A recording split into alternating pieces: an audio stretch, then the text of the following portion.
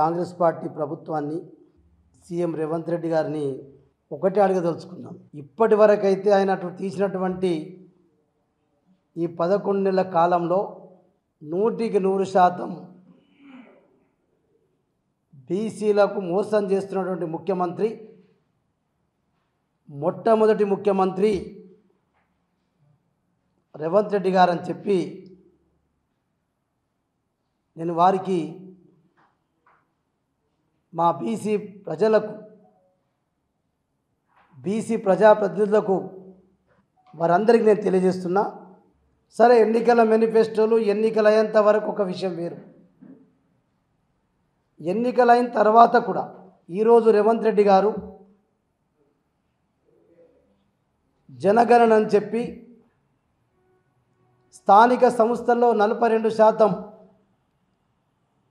బీసీలకు రిజర్వేషన్లు ఇస్తామని చెప్పినటువంటి ముఖ్యమంత్రి గారు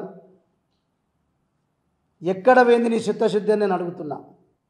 ఇవాళ నేను ముఖ్యమంత్రి గారిని, బీసీ మంత్రి, రాష్ట్ర మంత్రి గారిని కానీ ఈ కాంగ్రెస్ పార్టీ ప్రభుత్వాన్ని అడుగుతున్నాం.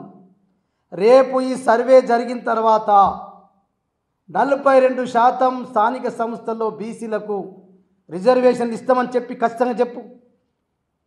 అడిగితే ఏం చెప్తున్నావు? ఇది రిజర్వేషన్లకు సంబంధించింది కాదు, ఇది జనాభా లెక్కలు అంటున్నావు నువ్వే.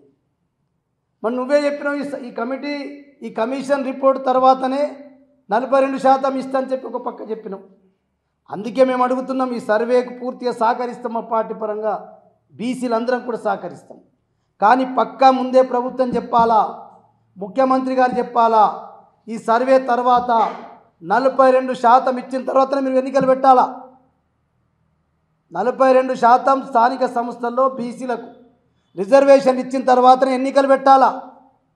నువ్వేదో హడావుడి కలెక్టర్లకు ఆదేశాలు ఇచ్చి ఓటర్ లిస్ట్ తయారు చేసి ఈ నెలలో జరుగుతుంది సర్పంచ్ ఎలక్షన్ అంటే జరగనీయం.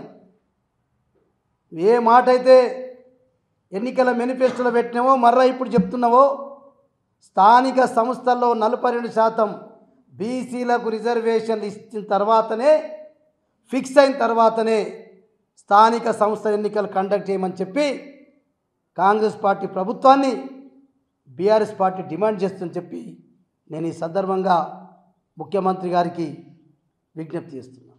మరిన్ని వీడియోస్ కోసం ఛానల్ ని సబ్స్క్రైబ్ చేయండి. లేటెస్ట్ అప్డేట్స్ కోసం వాట్సాప్ ఛానల్ ని ఫాలో అవ్వండి. అండ్ లింక్ డిస్క్రిప్షన్ లో ఉంది.